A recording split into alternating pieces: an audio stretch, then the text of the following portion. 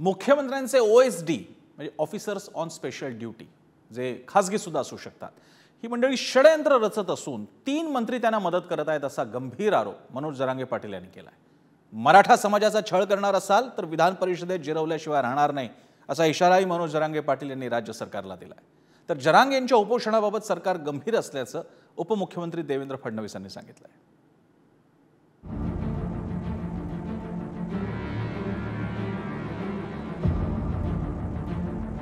आंतरवाली चराटीमध्ये सगळे सोयरे अध्यादेशासाठी उपोषणाला बसलेल्या मनोज जरांगे पाटील यांची प्रकृती दिवसेंदिवस खालावते। जरांगे पाटील यांच्या उपोषणाला पाठिंबा देण्यासाठी आंतरवाली चराटीमध्ये मराठा समाजाकडून गर्दी सुद्धा होताना दिसते। तर जरांगे पाटील यांनी शेतीची कामं करा, आंतरवाली चराटीमध्ये येऊ नका असं आवाहन मराठा समाजाला केलंय। सरकार हा विषय तडीच नेतो असं सांगतायत, मात्र समाजाचा छळ केला तर जिरवल्याशिवाय राहणार नाही असा इशारा जरांगे पाटील यांनी सरकारला दिलाय। मुख्यमंत्र्यांचे OSD षडयंत्र रचत असून 3 मंत्रीही त्यांना मदत करत असल्याचा आरोप जरांगेंनी केलाय। हसून खेळून गोड बोलते, पण कार्यक्रम प्रत्येक वेळेस मराठ्याचा लावते। 2-4 वेळेस झाले त्यांचं आता असं, एकदा दोनदा नाही।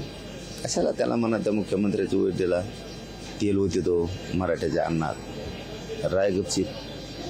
आता तर आमचे लोक दिल्लीपर्यंत न्यायला लागले षडयंत्र, काय रचून आणलंय काय नाही कळण, थोड्या दिवसात उघडं पडल 100%। सगळ्याला सगळं माहीत असते, कोण कुठं जातो, कोण कुठं उतरतो, विमानतळावर जायला कोणाच्या गाड्या आहेत, आणून नेऊन सोडायला कोणाच्या आहेत, कोण कोण सोबत येत। आम्हाला आरक्षण पाहिजे, आम्हाला वाक्य नाही पाहिजे। आणि तुम्ही असंच खेळलं ना की माझं शेवटचं एखादी उपोषण असणार। मी काय मोकळा नाही बार उपोषण करायला, मी डायरेक्ट विधानसभेच्या तयारीला लागेल आणि समाजाला लागेल। तुम्ही जर असंच खेळत राहिले, मुख्यमंत्री आणि फडणवीस साहेब, आम्हाला शिंदे साहेब आणि फडणवीस साहेब, आम्ही तुमच्यावर विश्वास ठेवलाय, इथून मागेही ठेवला होता, आता सुद्धा उपोषणाचा काळ ठेवला, पण हे उपोषण सुरू आहे तवरच तुम्ही सांगावं।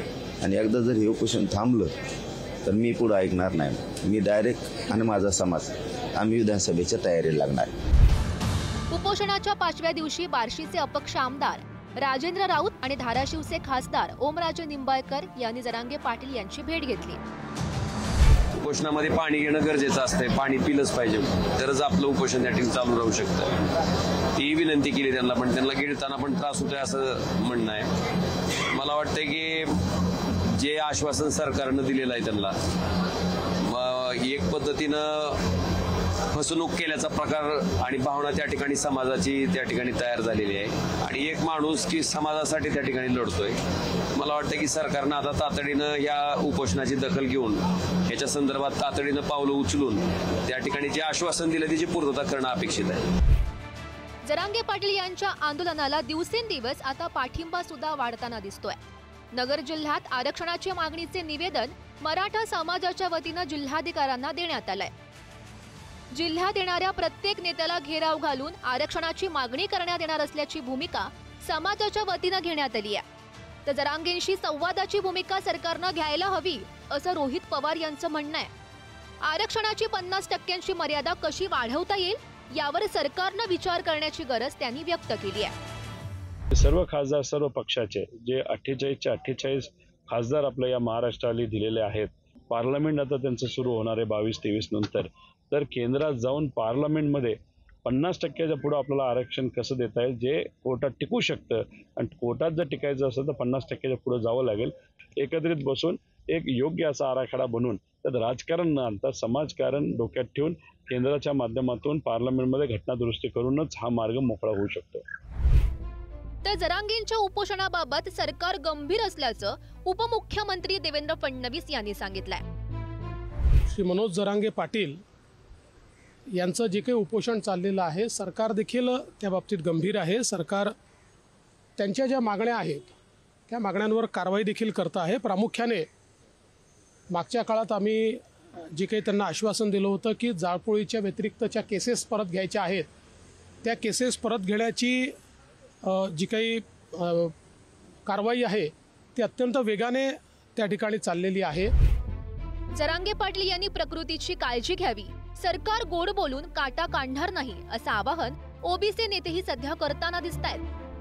कुठल्याही आंदोलनकर्त्याला स्वतःच्या प्रकृतीची सुरुवातीला काळजी घ्यायला पाहिजे आणि शेवटपर्यंतही काळजी घ्यायला पाहिजे। मी यापूर्वीसुद्धा वारंवार जरांगे पाटलांना निवेदन केलेलं आहे, विनंती केलेली आहे की त्यांच्यासारखा योद्ध्याची आज समाजाला गरज आहे। प्रत्येक समाजामध्ये एक योद्धा हवा असतो आणि जरांगे पाटील एक चांगले योद्धा आहेत आणि म्हणून अशा प्रकारच्या योद्ध्याने पहिले आपली प्रकृती जपायला पाहिजे।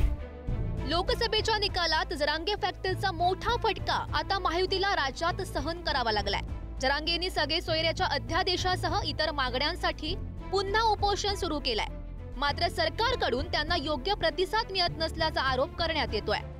राज्यात जरांगेंच्या उपोषणाला वाढता प्रतिसाद पाहता सरकारनं तातडीनं पावलं उचलण्याची गरज सध्या व्यक्त होते। ब्युरो रिपोर्ट, पुढारी न्यूज, मुंबई।